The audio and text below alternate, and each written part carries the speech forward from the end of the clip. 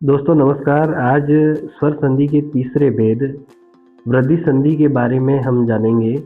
वृद्धि संधि का पहला नियम है, यदि प्लस से पहले अ या आ आए और प्लस के बाद में यदि ए या आई आए तो इन दोनों के योग से आई बनता है, वहाँ पर वृद्धि संधि होती है।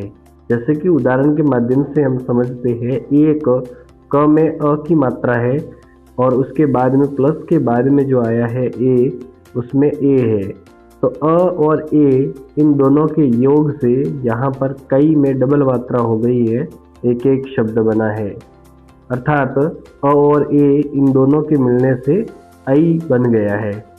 इसी प्रकार से हम अगला उदाहरण देखते हैं, मत धन ऐक्य। त में अ की मात्रा है और प्लस के बाद में ऐ आया हुआ है। जब अ और ऐ दोनों ही मिलते हैं तो ऐ बन जाता है। ये हमने वृद्धि संधि में जाना है। इसका अगला उदाहरण है सदा धन एव। तो सदा में भी आ की मात्रा है और प्लस के इधर ए है। आ और ए जब ये दोनों ही मिलते हैं तो ऐ बन जाता है। ये इस उदाहरण में हमने देखा। अगला उदाहरण है महाधन ऐश्वर्य। तो महा में आ की मात्रा है और ऐश्वर्य में ऐ है, तो जब ये दोनों ही आ और ऐ मिलते हैं तो ऐ बन जाता है, महेश्वरी शब्द बन गया। इसके बाद में हम अगला नियम पढ़ते हैं। दूसरा जो नियम है ख, इसमें प्लस से पहले यदि अ या आ हो और प्लस के बाद में ओ या औ आ जाए तो इन दोनों के योग से वृद्धि संधि का औ बन जाता है। इसके उदाहरण में हम देखेंगे, जल धन औग। ज ल में अ की मात्रा है, अ की ध्वनि है और इसके बाद में प्लस के बाद में ओ आया हुआ है, तो जब ओ और अ इन दोनों का योग होता है तो ये औ बन जाता है। क्या बन जाता है दोस्तों? औ बन जाता है। तो यहाँ पर वृद्धि संधि होगी। ठीक इसी प्रकार के यहाँ उदाहरण दिए हुए हैं, महाधन ओज। इन दोनों शब्दों से महौज बन गया या दो मात्राएं लग गई है। परम धन औषध, यहाँ पे परमौषध शब्द बन गया है, दो मात्राएं लगी है। महाधन औदार्य, यहाँ दोनों ही शब्दों के मिलने से महोदार्य शब्द बन गया है। तो यहाँ हम मोटे तौर पर ये कह सकते हैं कि वृद्धि संधि में जब जुड़े हुए शब्द होते हैं उनमें डबल मात्राएं आती है। ये हमने मतैक्य, एक एक, महेश्वर्य, सदैव इनमें भी देखा और इसके बाद में जलौग, महोज इन शब्दों में भी हमने देखा है कि ये वृद्धि संधि का एक नियम है। अब हम जानते हैं वृद्धि संधि के कुछ अपवाद। जो हमने गुण संधि में भी देखे थे वैसे ही कुछ अपवाद वृद्धि संधि में भी है। यहाँ हम देखते हैं बिंब धन ओष्ठ, इन दोनों के मिलने से बिंबोष्ठ शब्द बना है। जबकि वृद्धि संधि का यह नियम है कि यदि अ और ओ की ध्वनि जब मिलती है तो वो औ बनता है, लेकिन यहाँ पर औ नहीं बन के यहाँ सिंगल मात्रा आई है, एक ही मात्रा आई है और ओ बना है, इसलिए यह वृद्धि संधि का अपवाद है।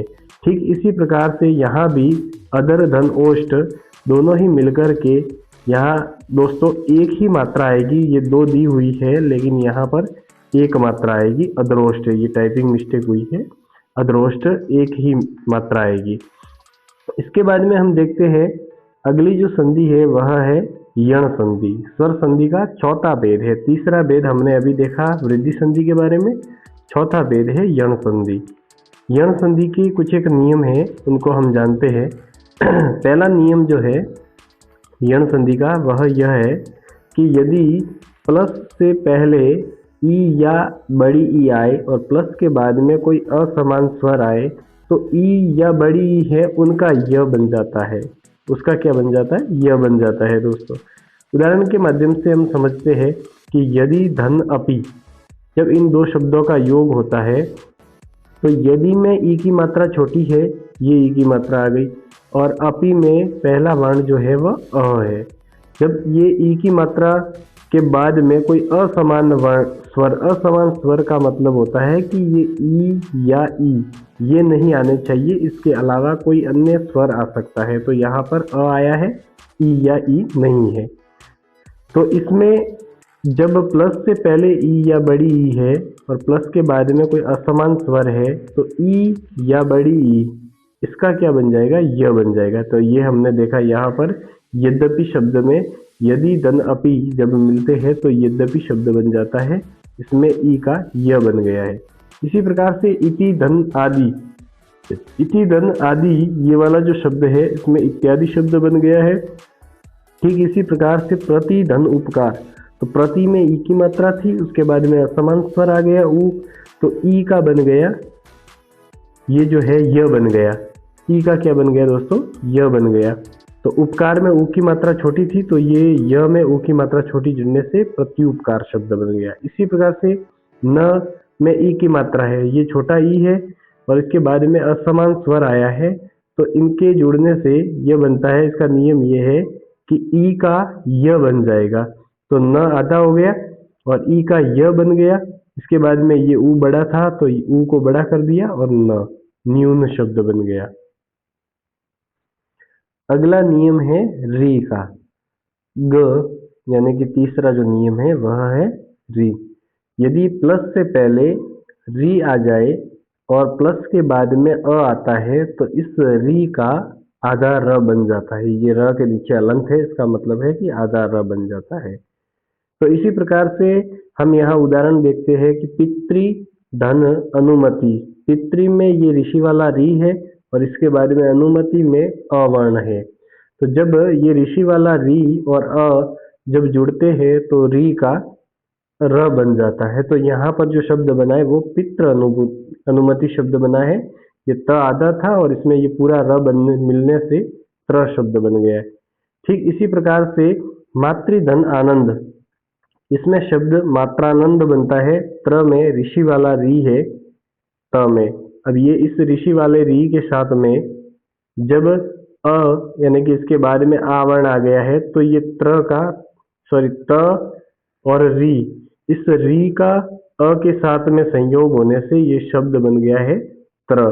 और इस त्र को हम त आधा और र पूरा है, इसको संयुक्त अक्षर के रूप में इस प्रकार से त्र लिखते हैं, तो मात्रानंद शब्द बन जाता है। इसके बाद में हम आगे अगली संधि को पढ़ते हैं और वह है स्वर संधि का पांचवा भेद, जिसे हम अयादि संधि कहते हैं। अयादि संधि में इसका जो नियम है वो अय आय अव आव इन शब्दों से मिलकर के इसका नियम बनता है। अय का ए बन जाता है, इसके बाद में आय का आई बन जाता है, अव का ओ बनता है और आव का औ बनता है। अगर हम इस प्रकार से इनके नियमों में न उलझे तो इसका एक सरल ढंग से भी हम अध्ययन कर सकते हैं। और वह सरल ढंग यह है दोस्तों कि यदि य से पहले पूरा वर्ण आ जाए, य से पहले पूरा वर्ण आया है और य से पहले पूरा वर्ण और व से पहले यदि पूरा वर्ण आता है तो इस य का जो शब्द है ए बन जाता है और जो व है उस व का ओ बन जाता है। इसको हम ऐसे सरल ढंग से इसको समझ सकते हैं कि ने प्लस अन बराबर नयन शब्द बना है, गई धन अन बराबर गायन शब्द बना है।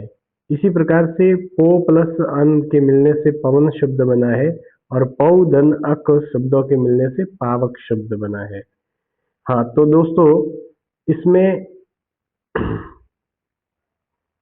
इसको हम एक और इस ढंग से समझ सकते हैं कि इसका विश्लेषण करके वर्णों का पूरा विश्लेषण करने के बाद में हम इसमें संधि निकाल सकते हैं। नयन शब्द था, इस नयन शब्द का विश्लेषण जब हमने किया तो न हलंत, उसके बाद में अ आया, फिर य अ और न, इन शब्दों से मिलकर के ये नयन शब्द, इन वर्णों से मिलकर के नयन शब्द बना है। अब हम इसमें ये देखते हैं कि ये जो न हलंत है वह ऐसे का वैसे ही आ गया। अ और य हलंत इन दोनों को हमने साथ में लिख लिया, फिर इसके बाद में प्लस के बाद में ये अ न शब्द आ गया। जब इसका अगला प्रोसेस हम देखते हैं इसके बाद में तो अय जो था उस अय का क्या बन गया, ए बन गया। न हलंत में ए लगने से ने बन गया और प्लस के बाद में अन शब्द आ गया। इस प्रकार से ये नयन शब्द बन गया। इसी प्रकार से पवन शब्द भी बनता है, पावक शब्द भी बनता है। इसमें व आया है तो उस व का ओ बन जाएगा, यहाँ भी व आया है तो व का ओ बन जाएगा। यहाँ दो मात्रा लग रही है और यहाँ पर एक मात्रा लग रही है। तो ठीक है दोस्तों, अब मिलते हैं अगले वीडियो में। आज हम स्वर संधि के बारे में, हमारा जो टॉपिक था वो पूरा हो गया है। इसके बाद में अगले वीडियो में हम व्यंजन संधि से शुरुआत करेंगे। तब तक के लिए बने रहिए हमारे साथ में। धन्यवाद। जय हिंद। राम राम।